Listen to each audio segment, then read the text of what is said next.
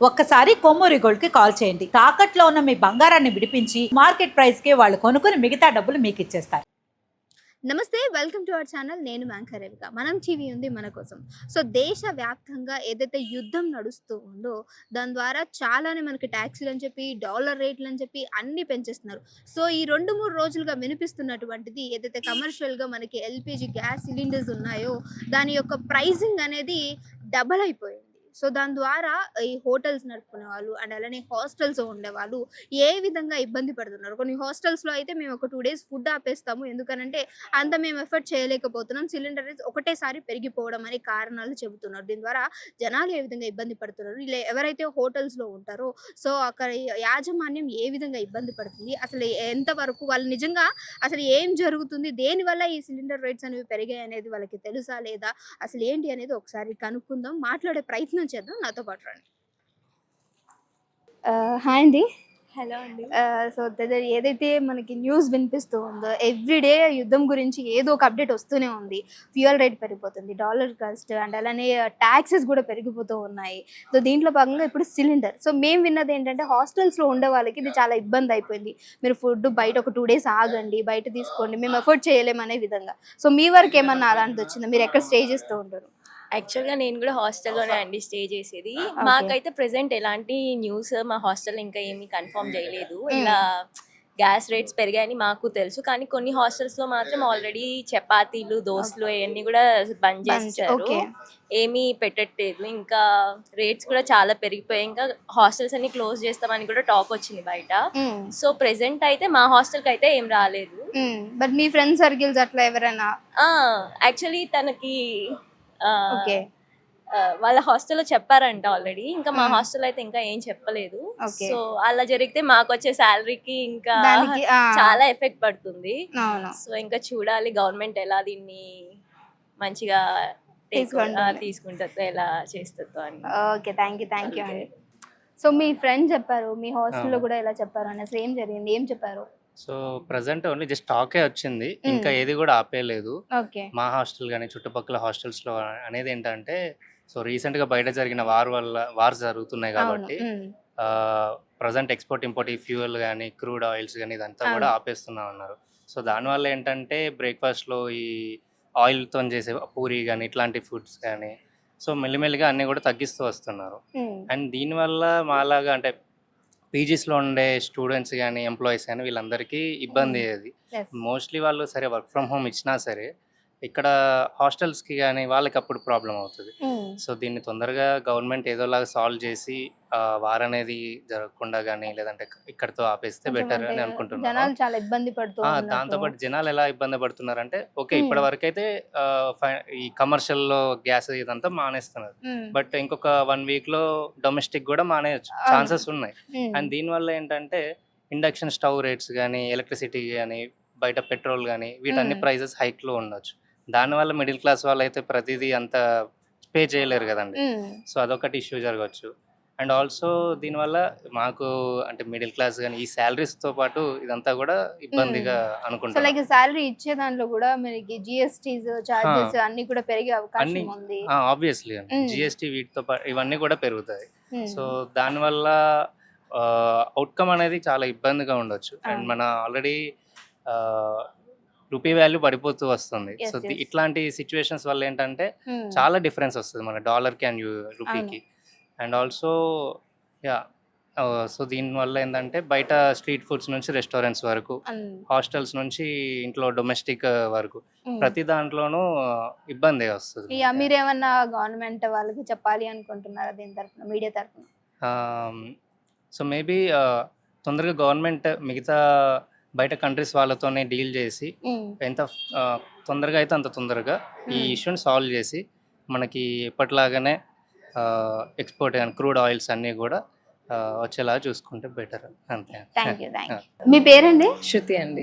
శృతి గారు, so recent గా జరుగుతున్నటువంటి ఏదైతే యుద్ధం ఉందో దాని పరంగా చాలా ట్యాక్స్లు అనేవి పెరగడం జరిగింది. ఇప్పుడు రీసెంట్ గా జరిగినట్టు ఈ సిలిండర్స్ ఏవైతే ఉందో అదొక పెద్ద హాట్ టాపిక్ గా మారిపోయిందని చెప్పొచ్చు. మీ వరకు, మీ హోటల్ వరకు గతంలో ఎలా ఉండేది, ఇప్పుడు ఈ కొన్ని రోజులుగా ఏ విధంగా ఉంది, అసలు ఏ విధంగా జరుగుతుందంటారు? అంటే మేము స్టార్టింగ్ నుంచి ఒక డైలీ ఒక 4 to 5 సిలిండర్స్ అయ్యేవి మాకు. అప్పుడు ఎవ్రీ డేకి ఎప్పుడు కావాలంటే అప్పుడు వచ్చి దింపేవాళ్ళు. అప్పుడు పర్ సిలిండర్ వచ్చి 1600 సంథింగ్ ఉండే స్టార్టింగ్. ఇప్పుడు ఈవెన్ ఇప్పుడు కూడా అలాగే ఉంది. బట్ ఈ యుద్ధం వల్ల ఏమైందంటే ఒక 1600 ఉండే సిలిండర్ 25 335 అవుతుంది. అయితే బల్క్ గా తీసుకోవడానికి ఇప్పుడు బయట నుంచి రావట్లేదు. ఒకవేళ మేబీ ఒక బయట నుంచి మేము ఏమన్నా తీసుకోవాలంటే ఏమంటారు బ్లాక్ లో తీసుకోవాలంటే వాళ్ళేమో 5000 చెప్తున్నారు. ఓకే, అంటే ఎమర్జెన్సీగా కావాలని అంటే వాళ్ళు రేట్ పెంచుతున్నారు. ఎమర్జెన్సీ కావాలంటే రేట్ పెంచుకుంటున్నారు. 5000 అంటే బడ్జెట్ చెప్తున్నారు. అంటే ఇప్పుడు హోటల్ మేము క్లోజ్ చేసుకోలేం, అలాగని వచ్చిన కస్టమర్ ను వెనక్కి పంపించలేం. సో ఇప్పుడు దాని వల్ల చాలా ఇబ్బంది అవుతుంది మాకు రెస్టారెంట్ కి. ఓకే, సో అంటే కస్టమర్స్ చూసుకున్నా చాలా మంది కూడా దీని వల్ల ప్రైజెస్ పెంచేస్తున్నారు. ఎందుకంటే ఇక్కడ దీని వల్ల ఏమైనా ఇష్యూ జరుగుతుంది. ఇప్పుడు మేము ఫుడ్ పెంచలేం కదండి. అవును, ఇప్పుడు మేమైతే ఫుడ్ పెంచుకోలేం. మా కస్టమర్ కి ఏదైతే అమౌంట్ పెడతామో సేమ్ అమౌంటే ఉంటుంది. కానీ మాకు సిలిండర్ పెరిగాయి అనేసి కస్టమర్ కి రేట్ పెంచలేం. వచ్చే వాళ్ళు కూడా రారు యాక్చువల్ గా. సో దీని వల్ల చాలా చాలా అంటే చాలా లాస్ అవుతుంది మాకు. మేము మా దగ్గర ఉండి రెస్టారెంట్ అయితే నడపట్లేదు. ఈవెన్ మేము ఒక్కరని కాదు, సిటీలో ఏ రెస్టారెంట్ అయినా కోట్లు డబ్బులు ఉండి ఎవడు నడపడు. సో ఎవరైనా సంపాదించుకోవడానికి చేస్తారు. ఉన్న బడ్జెట్ ని వచ్చిన అమౌంట్ నే రొటేట్ చేసుకుంటా ఉంటారు. మళ్ళీ ఇలా సిలిండర్లు 5K బల్క్ గా తీసుకోవడానికి కూడా ఎట్లా మూవ్ అవుతారు ఓనర్స్ పాపం. చాలా అంటే చాలా డిమాండ్ అయ్యింది ఫస్ట్.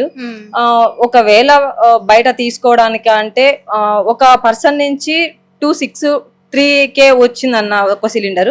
వాడు వాళ్ళ ఆదాయం కోసం ఇంకో కొంచెం పెంచుకొని 5K ఇస్తున్నాడు. అలాగే ఇప్పుడు రోజుకి ఎన్ని సిలిండర్లు పర్ డే కి ఒక 4 సిలిండర్లు అనుకోండి, ఎంత బడ్జెట్ 20K. ఏమొచ్చింది మాకు ఆదాయం అందులో?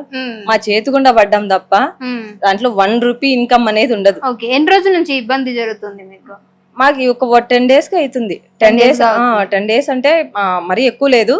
ఇప్పుడు ఈ రీసెంట్ ఒక 2-3 days నుంచి 2-3 days గా మేము ఆల్రెడీ మాకు వేసి వెళ్ళారు ఒక అబ్బాయి. అప్పుడేమో 1600. నెక్స్ట్ 2 days తర్వాత అడిగితేనేమో 35.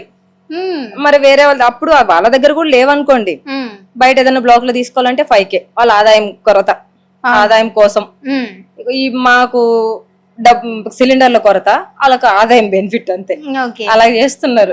ఇక్కడ సిలిండర్ రేటు పెరుగుతుంది, అలానే ఏదైతే మీరు అమ్మే ఫుడ్ ప్లేట్ రేట్ ఉంటుందో తగ్గించలేరు. ఎవ్వరు తగ్గించరండి, ఏ రెస్టారెంట్ లోనూ తగ్గించరు. తగ్గిస్తే కస్టమర్ రారు. ఇప్పుడు వాళ్ళకు కావాల్సింది మేము టేస్ట్ ఇవ్వాలి, వాళ్ళకి కావాల్సిన బడ్జెట్ లో మేము పోవాలి. మాకు సిలిండర్ పెరిగాయి, కూరగాయలు పెరిగాయి అంటే వాళ్ళు రారండి అసలు. దాని వల్ల చాలా మా రెస్టారెంట్ అని కాదు, సిటీలో మొత్తం రెస్టారెంట్ లో చాలా ఇబ్బంది అవుతుంది, ప్రాబ్లమ్స్ ఫేస్ చేస్తున్నారు. ఇది ఇంకా ఎన్ని రోజులు కొనసాగుతుంది అనేది క్వశ్చన్ మార్క్ అయిపోయింది. ఇప్పుడు రెస్టారెంట్ క్లోజ్ చేయాలా, రన్ చేయాలా అనేది అర్థమైతలేదు యాక్చువల్ గా మాకు. మీ తరపు నుంచి ఏం చెప్పాలనుకుంటున్నారు ప్రభుత్వానికి? నా తరపున ఒకటే చెప్పగలనండి నేను, మా రెస్టారెంట్లకైనా ఇంట్లో హౌస్లకు కావాల్సి వస్తుంది కదా, అలాంటి వాళ్ళకైనా ఎవరికైనా మరీ టూ మచ్ కాస్ట్ పెట్టుకోకుండా రీజనబుల్ ప్రైజెస్ లో ఇస్తే మేము కస్టమర్ ఫుడ్ ఇవ్వగలుగుతాం. ఇంట్లో తీసుకునే వాళ్ళు తీసుకోగలుగుతారు. సాదా సీదా మనుషులు ఉంటారండి, కూలీ పనులు చేసుకునే వాళ్ళు. ఒక 3K 4K అంటే ఎవరు తీసుకుంటాడు? కమర్షియల్ అయితే 5K, మామూలు 14 kgs 18 kgs ఉన్నవైతే 2.8 చెప్తున్నారు. అది కూడా బ్లాక్ లోనే, బుక్ చేసుకోవడానికి లేదు, చూపించట్లేదు, బుక్ చేసుకోవడానికి చూపించట్లేదు. 2.8 పెట్టి ఎవరు తీసుకుంటాడు? 2.8 పెడితే ఫ్యామిలీ మొత్తం ఆర్డర్ పెట్టుకుని తినచ్చు. అది ఇలాగైతుంది అసలు. యాక్చువల్లీ ఏం చేయాలనేది అర్థం కాలేదు. గవర్నమెంట్ కి విన్నపించుకోవాల్సింది ఏమైనా ఉందంటే మాది సిలిండర్లు కాస్త అమౌంట్ తగ్గించి ప్రొవైడ్ చేయగలిగితే చాలా మంచిది, తెలంగాణ గవర్నమెంట్ కోరుకుంటున్నాం. ఓకేనండి. సో చూసారు కదా, మరి సిలిండర్స్ రెస్టారెంట్ లో ఫుడ్ రేట్ అయితే తగ్గించలేరు. బట్ అలా అని చెప్పేసి ఒక్క సిలిండర్ కి 5,000 4,000 ఈ ప్రైస్ లో వెళ్ళిపోతూ ఉంటే మాకు కూడా కష్టం అవుతుంది అని చెప్పేసి గవర్నమెంట్ తరఫున సో ఈ రెస్టారెంట్ నుంచి అయితే శృతి గారు అడుగుతున్నారు.